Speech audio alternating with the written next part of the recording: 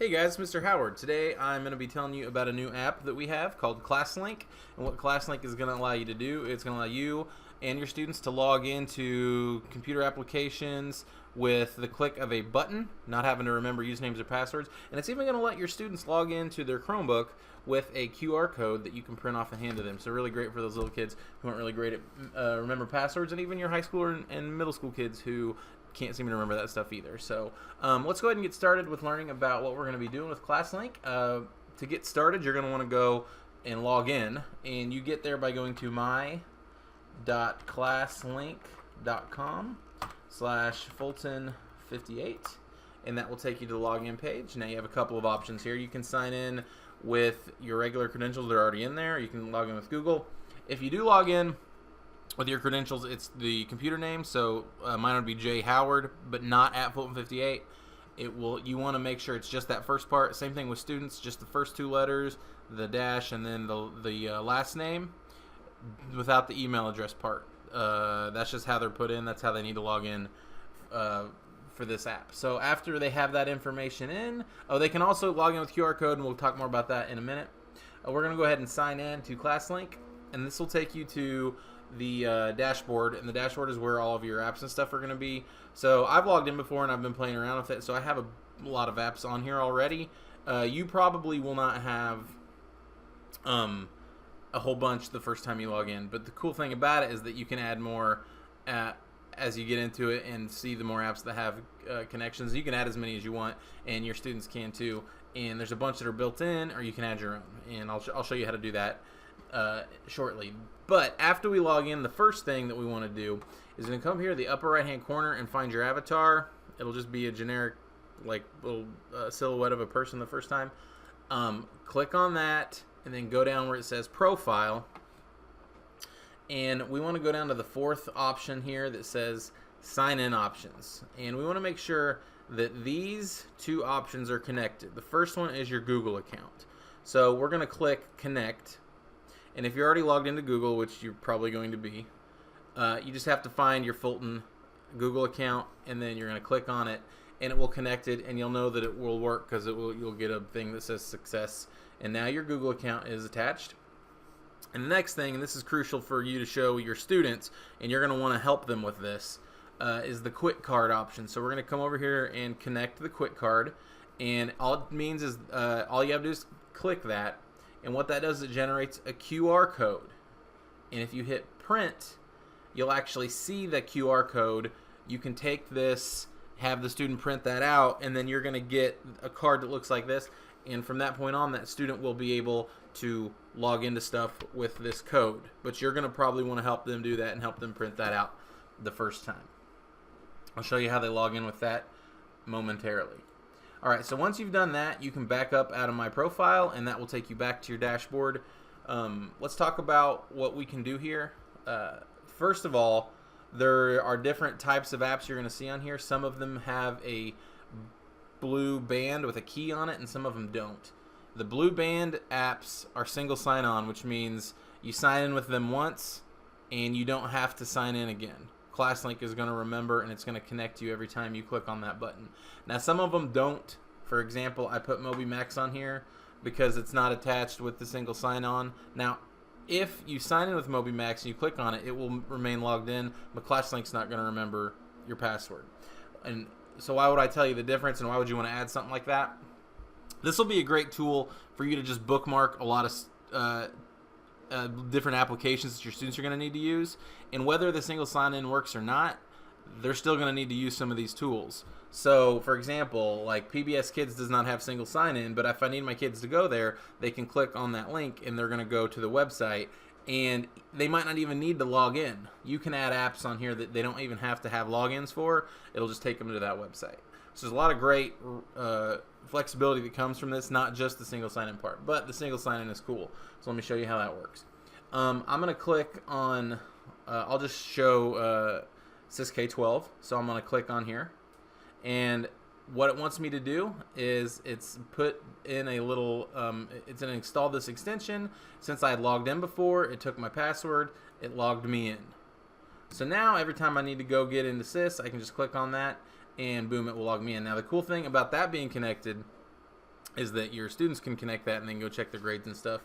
Newsela, similarly, I just click on it. It's going to take me and log me in directly into my Newsela account. See, it's saying ClassLink one click. It's putting all those pieces together for me.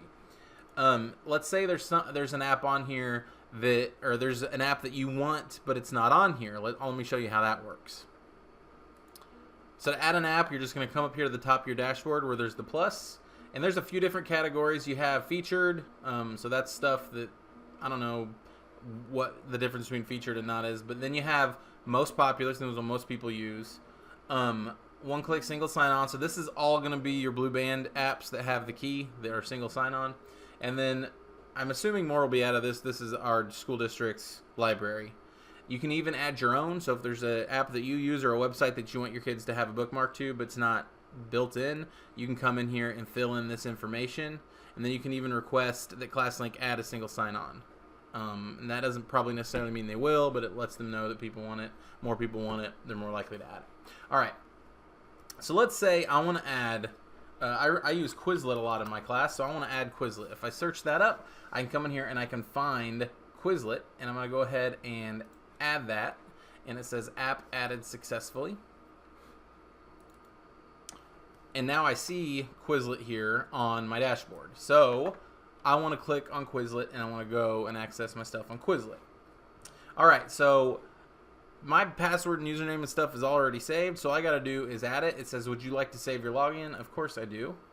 So now it's going to put all that information in here. I can either log in that way or I can just log in with Google. However it is that you log in, ClassLink is going to remember that, and you'll never have to put it back in again. So now I'm logged into Quizlet, so I'm going to close out of this and just show you how it works. If I click on Quizlet again, it says loading application. ClassLink pops up. It tells you that it's logging you in. So all of these single sign-on apps, that's how they're going to work. They're just going to attach directly to ClassLink, and then every time your student, it shouldn't log them out for any reason. Once they've accessed it through ClassLink and the single sign-on is connected, they will be able to click on that button and they will go to their account on that page regardless of what happens.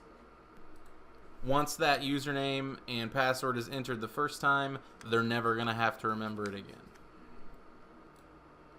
So like I said, in addition, you can also use it to just give bookmarks. So not necessarily things your students would need to log into, but stuff that will be in the same place, which will be convenient.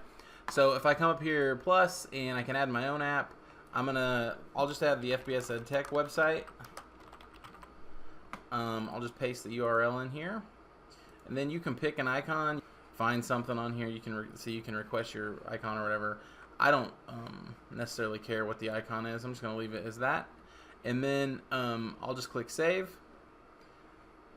And if I go back,